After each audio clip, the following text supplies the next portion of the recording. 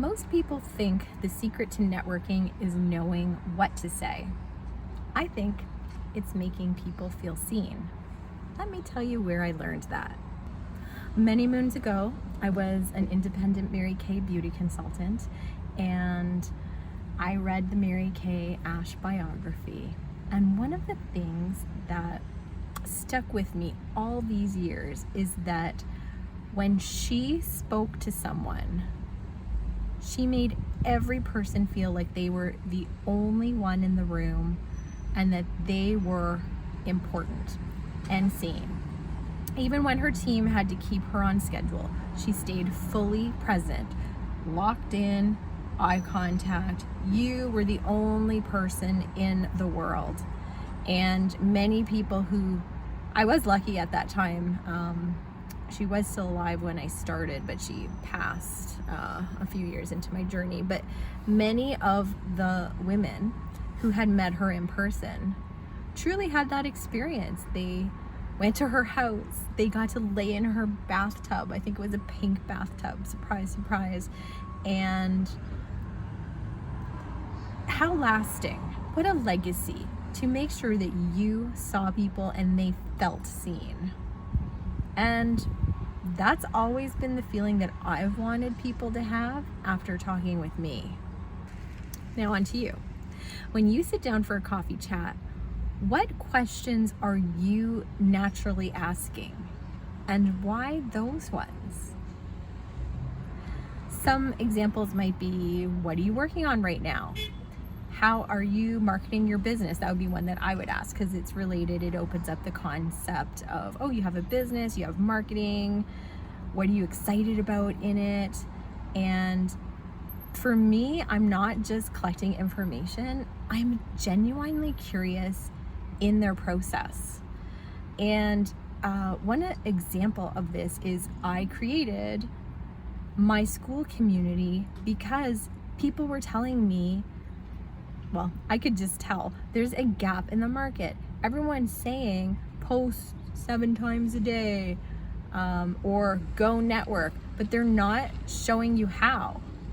So I created this community to be a safe place to practice. If you're posting in our community, who are a representation, they are the general public, if they are not picking up what you're putting down and they are more aware on the scale of participate in a conversation, then when you go out into the wild, into the other communities that you're trying to network, whether it's in person or online, mostly online in this situation, if you're not asking questions that are getting people super curious to reply to, then that's a lesson that you need to consider and really ask. If I was in person, what questions would I ask to get the conversation started, and try and do that in an online format. So that's what we practice. And then again, from other conversations, I realized, okay, I'm having conversations, but now I can't remember who I spoke to, how long ago it was. They had no system. From there, I developed my growth lab. It sits inside of my school community, but it's the paid portion where every week we meet for an hour and we're focused on what are things that I can control. How many conversations, how many invitations am I making? Is that leading to me filling my offer? And what is my offer? What are the questions that I'm going to ask to open up those doors and make opportunities for me to get sales? So that's what we do inside the Growth Lab. And it was all from listening, having those conversations, being naturally curious, and getting those answers. And that's how I came up with, I need to be teaching this because I love systems. Give me an Excel spreadsheet or a Google Sheets any day. I love it. So after you've had coffee chats, what do you hope people remember after they've spoken with you? Not your advice, not your business, probably that they felt heard, that they felt interesting, and that someone was genuinely curious about what they had to say. Because I want you to put yourself in a shoe of a conversation that you've had. Was it the content, or was it the way the person made you feel afterwards? I think emotions, connection is really, especially in the world of AI. I used to scroll on TikTok and that was my relaxing time, and it was, people were on video just like you're watching the video here, so I was connecting even though I wasn't conversing with them. And then AI slop happened, and honestly I got so turned off. I do not want, if I wanted to have AI talk to me, I will go on ChatGPT or Claude and I will have a conversation with that. But if I want to have human connection, well, that is what I want. So I just stopped doing TikTok and watching it. My algorithm kind of adjusted now and it's people, but when I start getting the AI, I'm really, really not interested in just listening to a robot.